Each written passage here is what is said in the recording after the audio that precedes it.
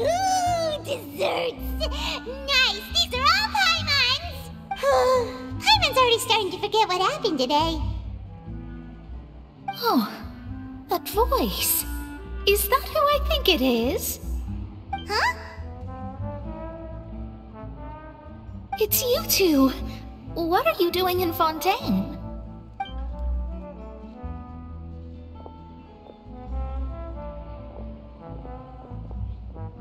Mona?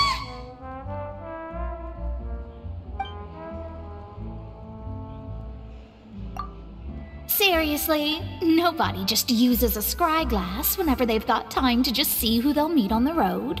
Still, we didn't expect to see you here. Wait, you're not a Fontainian, are you, Mona? Well, I have some business to attend to here, so I booked a hotel in the city. I was just out for a stroll when I bumped into you. Quite unexpectedly, if I might add. Why did you think I was from Fontaine, though?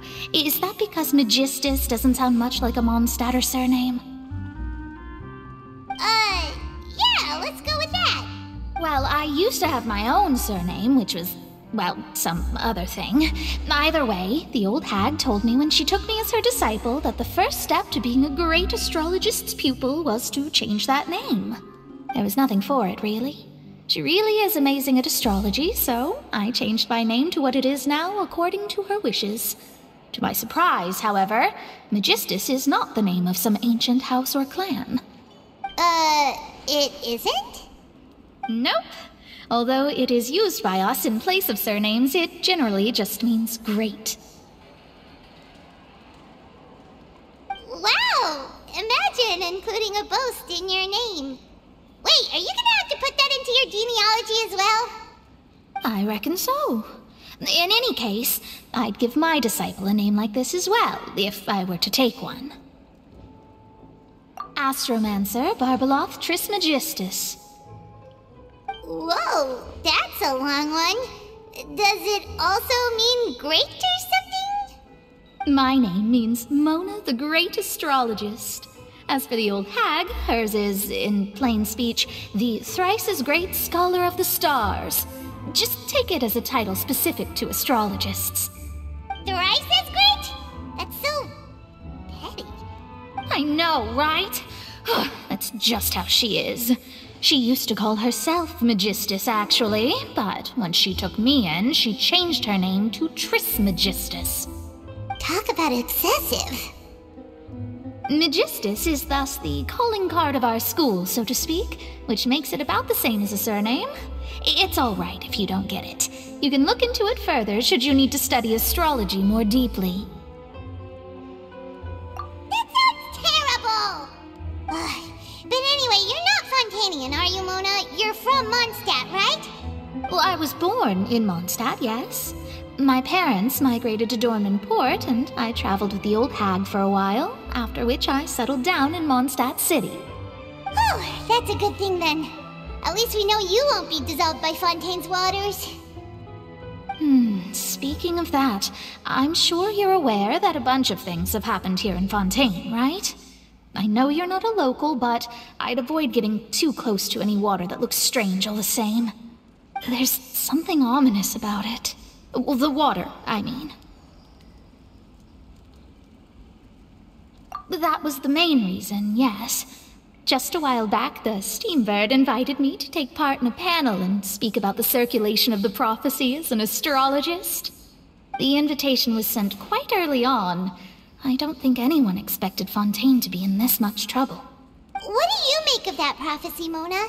Just tell us what you think as an astrologist. Your word would go a long way to make things more certain and less scary. What I can tell you is that I'm an astrologist, and that this prophecy concerns the fate of Fontaine, even that of all Tevat. Ascertaining this is akin to reading the fortune of the whole world. I'm afraid that this is not something that just anyone can do. If I could do it, you would no longer call me an astrologist, but a visionary. But on the flip side, the prophecy is so huge and powerful that it must surely come from a powerful visionary. Its contents involve the fate of the world. Disregarding it would be a mistake. A visionary? Sounds really powerful and all, but does such a person really exist? Of course. The old hag could do it, and I'd bet there are others amongst those Hexenzirkel colleagues of hers who could do something similar. Huh? Are you sure? All right, I'll help you. It isn't often that I see you with such a serious look on your face. I'll tell you once I hear back from her. Thanks, Mona. You're amazing as always. Oh, well, this is something only I can do after all. So yes, your praises are quite welcome. That's the greatest of astrologists for you! Of all the people we know, you know the star's the best! Indeed, indeed. That's the spirit. Oh, sorry. I came to see what all the commotion was about. If there's anything you need, do not hesitate to inform the Spina di Rosula. Oh, whoops. Guess we were getting a little too carried away there. Well, I'll go tend to my own business now. If I receive any news, I'll be sure to come find you two again. And there she goes, quick as rushing water. And here we are with the Spina guy giving us suspicious looks. If Paimon hadn't spoken for you, it'd be you getting all the weird looks. Huh, the things Paimon does for you. That's more like it.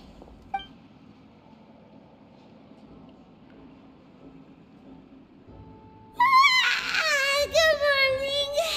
To be honest, Paimon's still feeling kind of sleepy. But it's time to get up,